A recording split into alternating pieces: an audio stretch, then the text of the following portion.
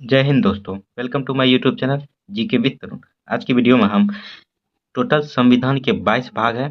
भाग 1 में हम आर्टिकल 1 से 4 तक के बीच में पढ़ते हैं, जिसमें संघ और उसके राज्य क्षेत्र हैं। देखिए, यदि आप ये पूरा वीडियो देखते हैं तो इसमें आर्टिकल 1 से 1, 2, 3, 4 ये सभी आर्टिकल को बताएंगे। साथ में आपको कि राज्य पुनर्गठन आयोग गठित हुआ था 3-4 वो भी बताएंगे। उसके बाद साथ में किस राज्य का स्थापना कब हुआ था उनके बारे में भी बताएंगे। बशर्ते आप पूरा वीडियो देखने का प्रयास जरूर करें। यदि आप पूरा वीडियो देखते हैं तो यहाँ से आप बहुत कुछ सीख के जाइएगा। तो आइए वीडियो स्टार्ट करते हैं। वीडियो स्टार्ट करने से पहले छोटा सा रिक्वेस्ट है कि जो भी न्यू स्टूडेंट इस चैनल के साथ पहली बार जुड़े हैं, आप लोग चैनल को जरूर सब्सक्राइब कर दें। पूरा वीडियो देखने के बाद कमेंट जरूर करें कि कैसा लगा आपको ये वीडियो। देखिए, टोटल संविधान में 22 भाग है वर्तमान में, ठीक है।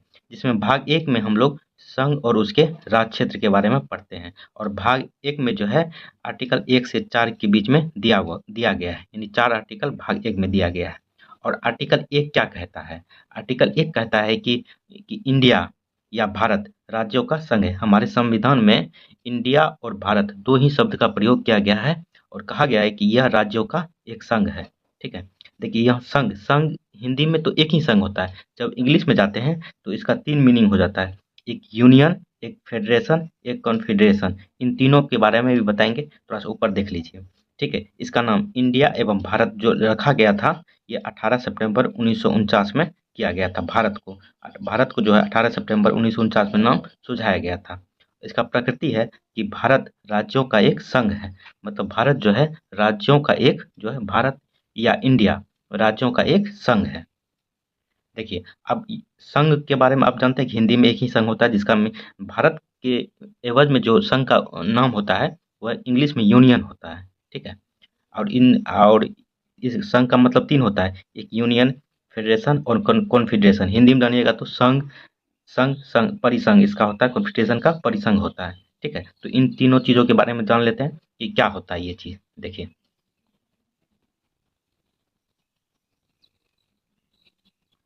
देखिए, यूनियन यानी संघ, जो भारत के बारे में कहा गया, भारत या इंडिया राज्यों का एक संघ है। इसका क्या मीनिंग होता है? देखिए, इसका मीनिंग होता है संघ में केंद्र से शक्ति विभाजन के आधार पर संघ से विभिन्न राज्यों का निर्माण होता है। इसमें राज्यों को संघ से अलग होने का अधिकार नहीं होता है। यह अखंडता पर आधारित होता है। इसके देश हैं भारत और कनाडा। देखिए, केंद्र में ही सारा शक्ति विद्यमान होती है और राज्य जो है केंद्र के अधीन रह के कार्य करता है। और इसमें जो है, जैसे भारत में अनेक राज्य है, उसको राज्य को भारत से अलग होने का कोई भी मतलब नहीं बनता या अलग होने का अधिकार नहीं रखता है। वह यूनियन हो गया, यानी मतलब संघ हो गया, जो भारत के एवज में जो कहा गया भारत राज्यों का एक संघ है, उसका मीनिंग हो गया। और उसके बाद फेडरेशन, फेडरेशन मतलब संघ क्या होता है? देखिए, विभिन्न छोटे राज्य आपस में मिलकर एक संधि के माध्यम से एक संघ का निर्माण करता है। मतलब बहुत सारे राज्य जो है आपस में मिलकर एक संघ का निर्माण करता है किसी संधि के थ्रू, ठीक है।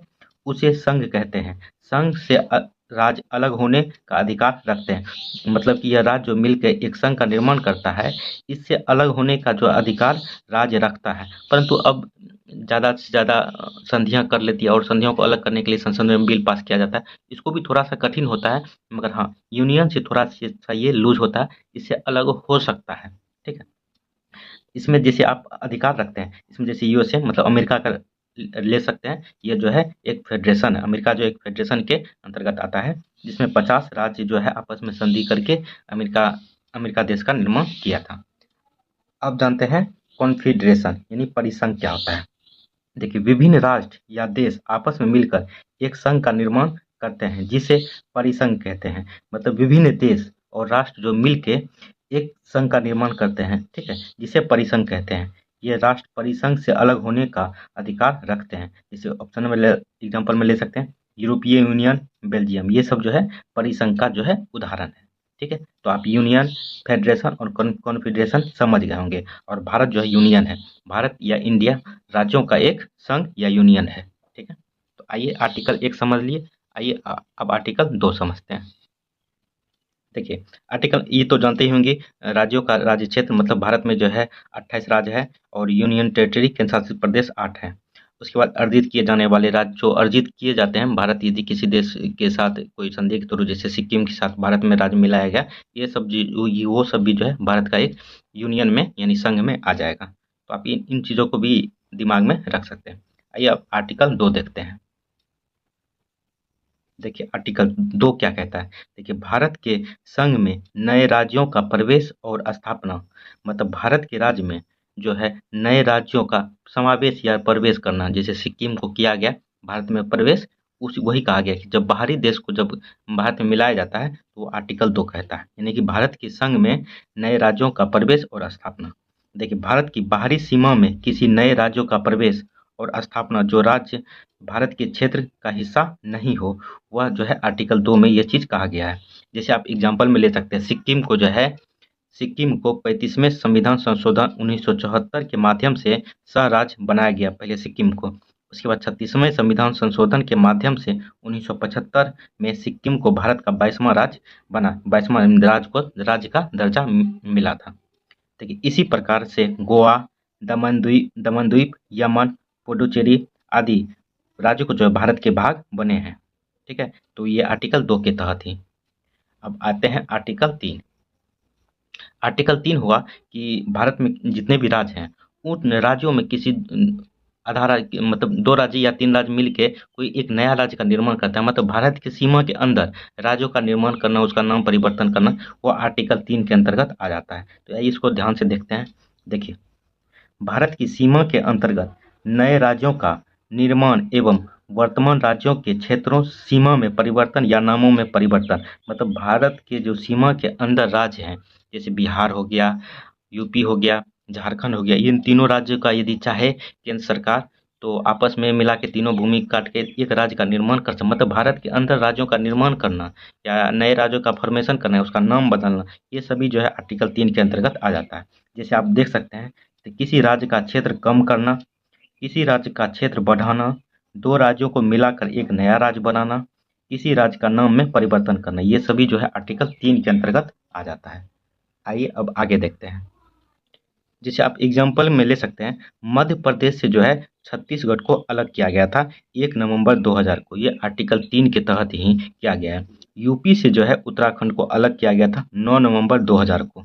बिहार से जो है झारखंड को अलग किया गया था 15 नवंबर 2000 को। आंध्र प्रदेश से तेलंगाना को अलग किया गया था 2 जून 2000 को। तो आप इसे देख सकते हैं कि आर्टिकल 3 के तहत भारत के सीमा क्षेत्र के अंदर राज्यों का नया निर्माण करना जो है, ये आर्टिकल 3 के अंतर्गत आता है।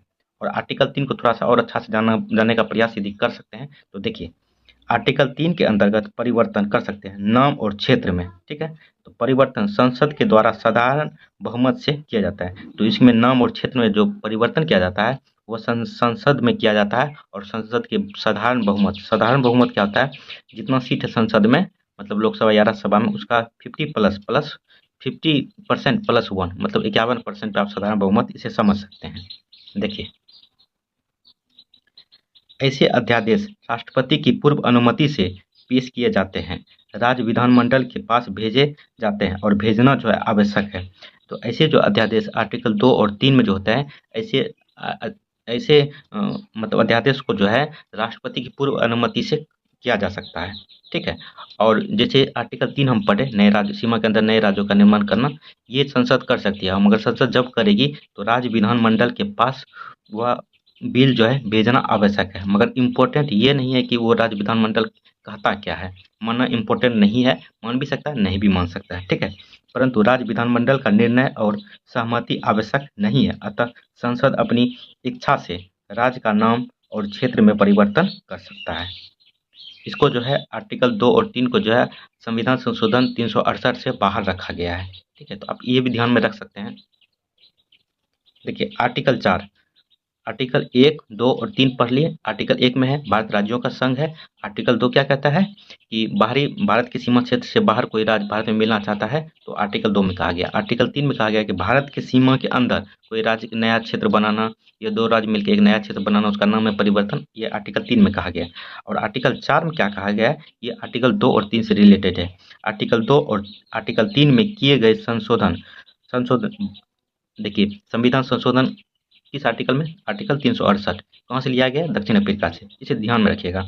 संशोधन साधारण बहुमत से पास किए जाते हैं। इसके लिए आर्टिकल 368 की आवश्यकता नहीं है। जो हम बताएं संविधान संशोधन 368 के अंतर्गत से बाहर रखा गया आर्टिकल 2 और 3 को, जो आर्टिकल 4 में कहा गया है। देखिए एक केस आया था वेरुवाद केस जो आया था वो 1960 में आया था। इसमें क्या कहा गया था कि इसमें कहा गया था कि पाकिस्तान के कुछ क्षेत्र भारत के कुछ क्षेत्र में आ जाता है तो उसको पाकिस्तान को देना था। तो इसी में संशोधन किया गया था। 9वें संविधान संशोधन और 100वें संविधान संशोधन जो है इसी से रिलेटेड है। इसमें कहा गया था कि भारत पाकिस्तान के मध्य 1958 की हुई संधि के अंतर्गत भारत के कुछ हिस्सा पाकिस्तान को सौंपना था, जिसका मामला सर्वोच्च न्यायालय गया, मतलब सुप्रीम कोर्ट गया। सर्वोच्च न्यायालय निर्णय दिया कि भारत संघ क्षेत्र का कोई हिस्सा दूसरे राष्ट्र को संविधान संशोधन के माध्यम से ही सौंपा जाता है। मतलब आप एक बात समझ लिए कि भारत की सीमा के अंदर, ठीक है, बाहरी राज्य को यदि भारत में मिलाया जाता है उसमें संविधान संशोधन की कोई ज़रूरत नहीं है। मगर भारत के सीमा के अंदर कोई राज्य दूसरे देश को देना है, उसमें संविधान संशोधन करना ज़रूरी है। तो यही था वेरुवाद केस 1960 में हुआ था, जिसमें 9वां संविधान संशोधन हुआ था। 9वें संविधान संशोधन के माध्यम से 1960 में पाकिस्तान के वेरुवाद क्षेत्र दिए गए थे। एक वेरुवाद क्षेत्र है जो 9वें संविधान संशोधन के तहत जो है ये क्षेत्र जो है पाकिस्तान को दे दिया गया था। और 100वें संविधान संशोधन 2015 में हुआ है। इसमें जो है भारत और बांग्लादेश की भूमि समझौता हुआ था। मतलब कि भारत का कुछ भूमि बांग्लादेश में चला गया था और बांग्लादेश का कुछ भूमि भारत में आता था। दोनों गांव का अदल बदल जो किया गया था ये 100वें संविधान संशोधन के तहत 2015 में किया गया था। आइए अब देखते हैं राज्यों का पुनर्गठन। देखिए जब भारत आज़ाद हुआ था तो उस टाइम क्या स्थिति थी। देखिए भारत में राज्यों का निर्माण किस तरह से हुआ है। भारत में जो है राज्यों का निर्माण इस तरह से हुआ है।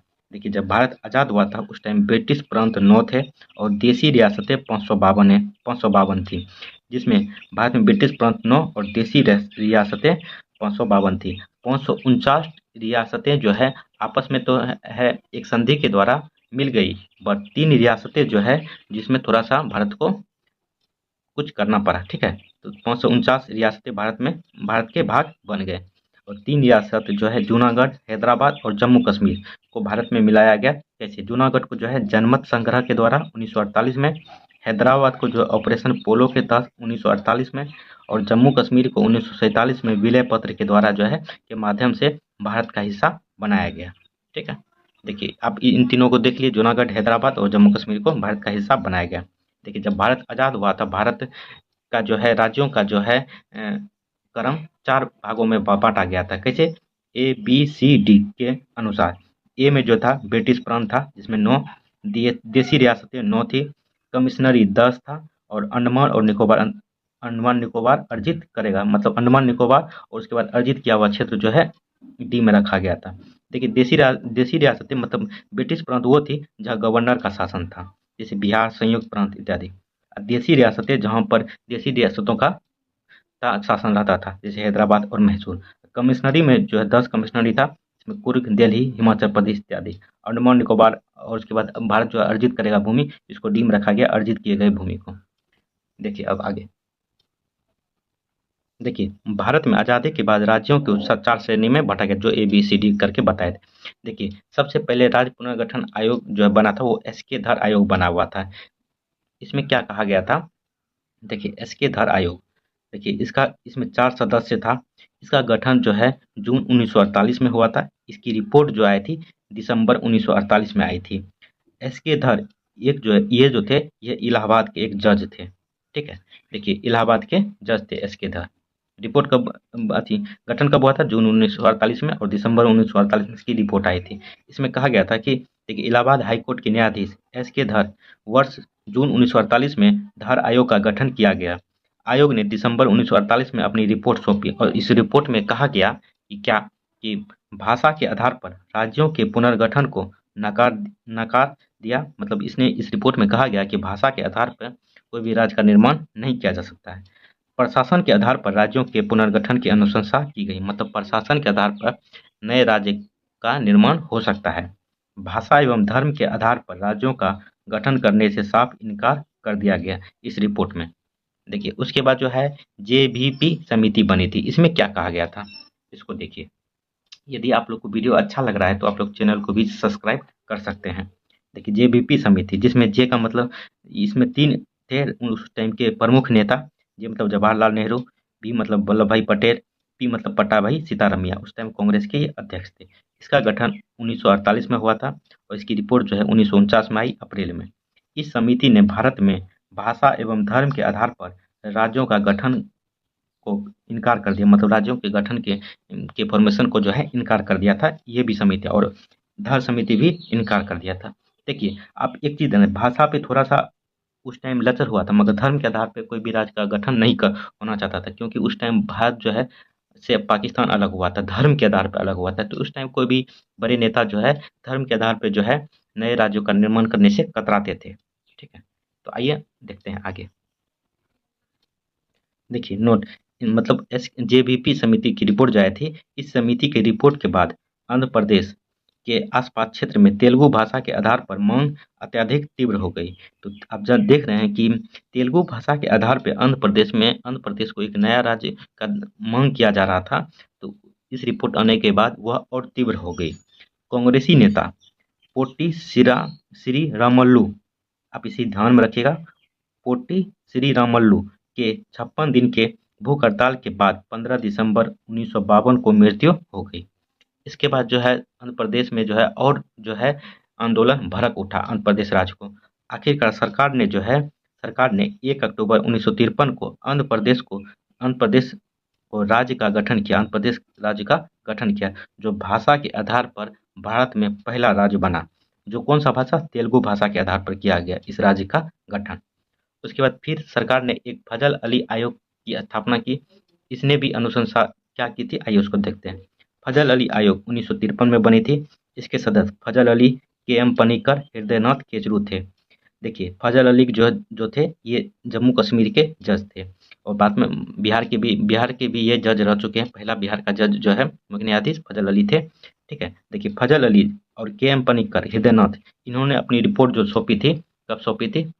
देखिए फजल अली आयोग का गठन वर्ष 1953 में किया गया, जिसमें 3 सदस्य थे, फजल अली, के एम पनिकर, हृदयनाथ केचरू। आइए देखते हैं इसकी रिपोर्ट के बारे में। देखिए इस आयोग ने 2 वर्ष के गहन अध्ययन करने के बाद अपनी रिपोर्ट 1955 में सरकार को सौंपी थी। देखिए 1953 में बनी और 2 वर्ष के अध्ययन के बाद जो है 1955 में जाकर इसने अपनी रिपोर्ट सौंपी थी। कौन? फजल अली आयोग। देखिए इस रिपोर्ट 1955 में इसकी रिपोर्ट आई। इस रिपोर्ट में कहा गया कि एक राज्य एक भाषा का गठन नहीं किया जाता, साफ मना कर दिया।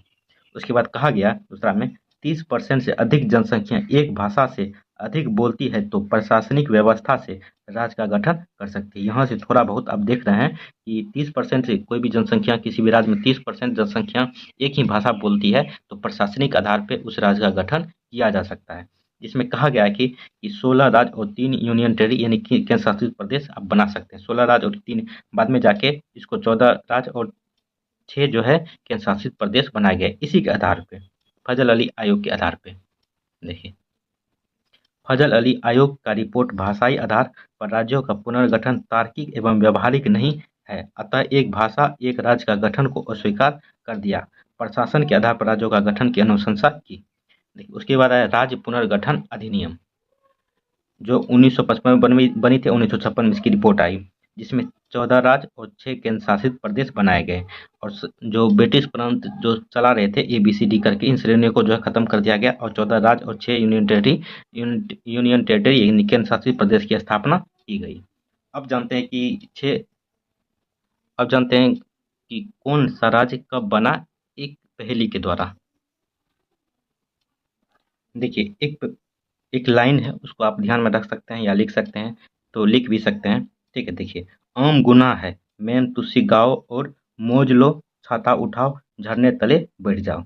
इससे आप पता सकते हैं किस राज्य की स्थापना कब हुई थी, एक सीरियल वाइज में। देखिए आ से हो गया आंध्र प्रदेश, म से हो गया महाराष्ट्र, उसके बाद ग से हो गया गुजरात, न से हो गया नागालैंड, हो से हो गया हरियाणा, उसके बाद है से हो गया हिमाचल प्रदेश, मैं से हो गया मेघालय।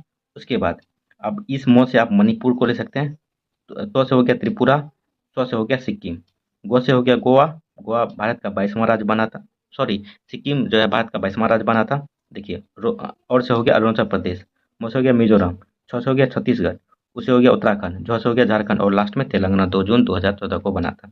अब इस तरह से अब हम बता भी थे किस राज्य का फॉर्मेशन कब हुआ था। अधिकतम जो है 3 राज्य का फॉर्मेशन एक वर्ष में हुआ है। देखिए 1972 में 3 राज्य का, 1987 में 3 राज्य का और 2000 में भी 3 राज्य का गठन हुआ था। टोटल अभी भारत में 28 राज्य और 8 केंद्र शासित प्रदेश है। देखिए आंध्र प्रदेश सबसे पहला राज्य बना था 1 अक्टूबर 1953 में, भाषाई आधार पे। कौन सा भाषा पर? तेलुगु भाषा पे। महाराष्ट्र बना उसके बाद 1 मई 1960 को। गुजरात बना 1 मई 1960 को। गुजरात और महाराष्ट्र दोनों एक ही वर्ष बने थे और एक ही डेट को बने थे। नागालैंड 1 दिसंबर 1963 को। हरियाणा 1 नवंबर 1966 को। हिमाचल प्रदेश 25 जनवरी 1971 को। उसके बाद मेघालय 21 जनवरी 1972 को। मणिपुर 21 जनवरी 1972। त्रिपुरा 21 जनवरी 1972। अब देख रहे हैं तीनों एक ही डेट में 1972 में ही बना है।